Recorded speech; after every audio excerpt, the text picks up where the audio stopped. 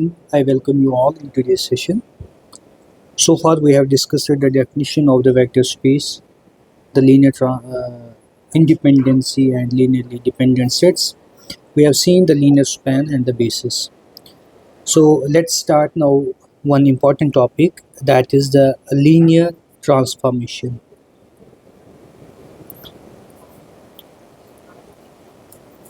The linear transformation is nothing, just a function. Okay, it is a function from one vector space V to the another vector space W. So you know the definition of function. So I will not write the definition. I just give the explanation of a function. What does it mean? If we have a set A and B, and there is a rule, we denote it by f. So f is a function from A to B. Let this is my set A, 1, 2, 3, 4, 5. And there is a set B, let's say A, B, C, D, E, F, G, H. So if there is a rule such that 1 is corresponding to B, okay, so 1 comma B.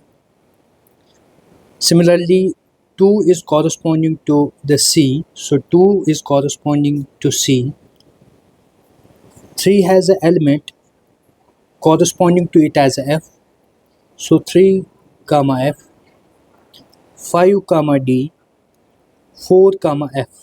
Okay, so 4 comma F and 5 comma D. So a rule by which we are associating the elements of a domain to the codomain such that each element of the domain has the element in the codomain to which it is associated, and this association should be unique, means that each element has the only one image. This is called the image. B is the image of 1, C is the image of 2, F is the image of 3, 4 is the image of F.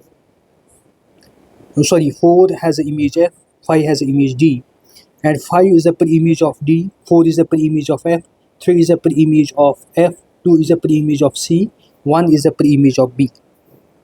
So this B, C, okay, so this B, C, D, F and G. So this is B, C, D, F and G. You can check it is a subset of your B. This is a set B, this is a set A. So this set is called the range. This is called the domain. This is called the codomain. And these are the images B, C, F, D. Okay. So now similarly, at the place of A, we have any vector space V over F, and there is a vector space at the place of B, another vector space W over F. The field should be same, and we denote a function T is going from V, a one vector space V to the vector space W. We call it as a linear transformation if it preserves the vector addition and it preserves the scalar multiplication. Okay, if this function preserves the vector addition and the scalar multiplication, we call this T as a linear transformation. So by the definition, we can write in this way: let we have the two vector spaces V over F and W over F be two vector spaces over the field F. Okay, and T is a function from V over F to W over F. Okay, if it is a mapping such that first condition is that if you will take any vector from the domain, U is from the domain, and alpha is any scalar from the field, then T of alpha U, since alpha is a scalar, U is a vector, so it is closure under the scalar multiplication, so alpha u will be in the domain, so it should be equal to alpha times t of u. And the second condition is that if you will take the two vector from the vector space v or f, the domain, then t of u plus v should be equal to t of u plus t of v. If the both condition holds, then we say that t is a linear transformation. Or in the one step, you can prove this if u and v are the two vectors of the vector space v or alpha. Alpha is the any scalar, or alpha and beta are the two scalars of the field f. Then you know the linear combination of the vectors alpha u plus beta v will be the again vector of the v of f. Apply the t here, it should be equal to alpha t of u plus beta t of v. Either you will prove only this one step, or you have to prove these two both steps for any function, then it is a linear transformation. Okay, so I just give you one example. Okay, so you will understand it, what does it mean. So to preserve the vector addition and the scalar multiplication, you just understand it here.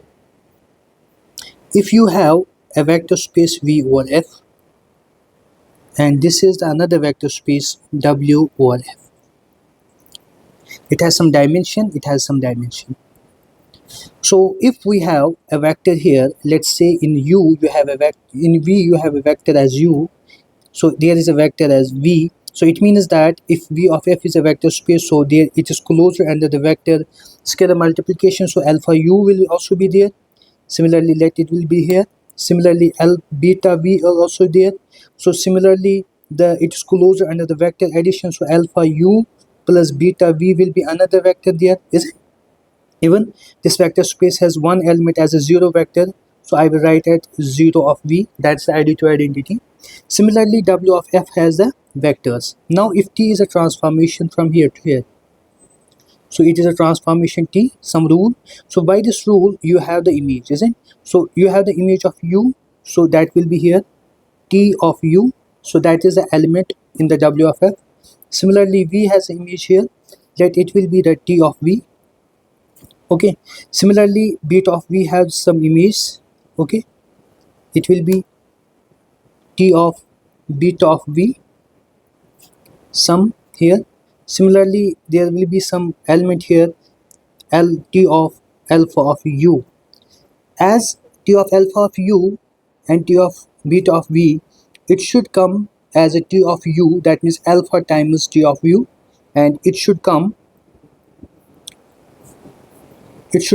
beta times t of v. As these are the two vectors, so it means there will be the linear combination of these two, so that will alpha t of u plus beta t of v will also be the vector in w, and you have to prove it that this vector image is going to this vector only, so that is t of alpha u plus beta v should be equal to alpha t of u beta t of v. And also this is a vector space, it means that there will be a vector, zero vector of w, and you know it that it will go always, if t is a linear transformation, then t of the zero vector of vector space v will go to the zero vector of vector space w. So this is the actual meaning of a linear transformation. Okay, I will give one example here. If, for example, if t is a function from R3 to R2 defined by t of x, that is any vector u, so u is from the domain, so u has some elements in this form, t of x1, x2, x3, it will be equal to x1 comma x2. Okay, so what does it mean? Okay, first we will check whether it is a linear transformation or not. So what you have here R3, here you have the R2, you have a transformation t, so here you will take the two elements u and v. Okay, so let u and v are the two elements from R3. It means you have the coordinates. Let's say it is x1, x2, x3, and v has a coordinates y1, y2, y3. So it means that alpha u also will be there. So it means alpha u will be alpha x1, alpha x2, alpha x3. Similarly, beta v will be equal to beta y1, beta y2, beta y3. Now apply the t. So t of alpha u plus beta v should be equal to t of alpha u plus beta v will be alpha x1, beta y1, alpha x2, beta y2, and similarly alpha x3, beta y3. Okay, now as the t is telling us that when you will give me the three coordinates, I will give you the two first coordinates. So you will get here these first two coordinates, alpha x1 plus beta y1, alpha x2 plus beta y2. Consider this is your a, this is your b, and this is your c. So you will get a and b. So that's this. Now it should be equal to your RHS, that is alpha t of u plus beta t of v. So that is alpha t of u, that means t of u is x1, x2, x3, plus beta t of v, that is y1, y2, y3. It is equal to alpha. Apply the t here, you will get x1 comma x2.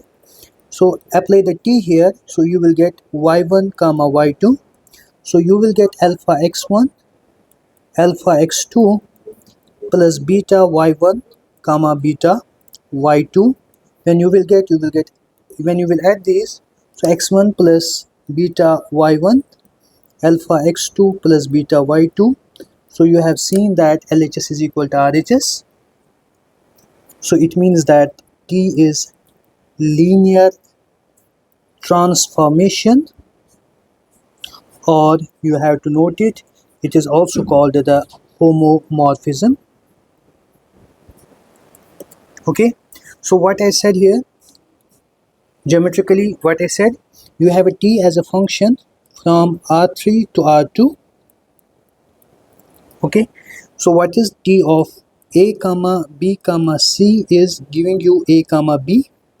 So it means that you have this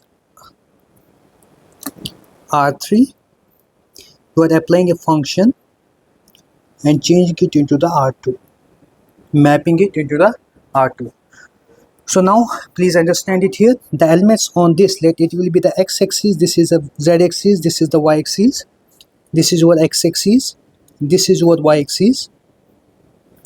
So the elements on the x-axis will be in the form of x, 0, 0. The elements on the y-axis is 0, y, 0. The elements on the z-axis is 0, 0, z. And all the elements on this plane will be x comma y comma 0. All the elements on this plane will be in the form of x comma 0 comma z, and all the elements on this plane will be 0 comma y comma z. Now if you will check, you have to apply the t on this whole space. So t of x comma 0 comma 0 will go to x comma 0 because it will give you the first two coordinates.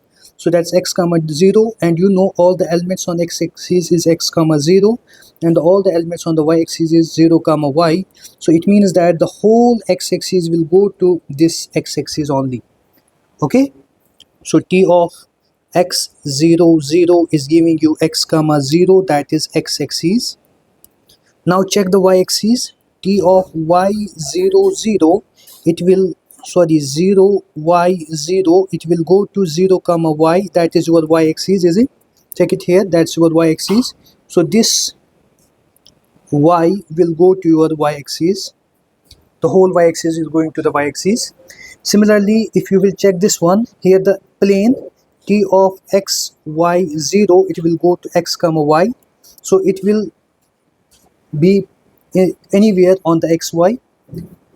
So it means that every point x comma y is going to the point x comma y in this whole domain. So it will occupy whole of the R2.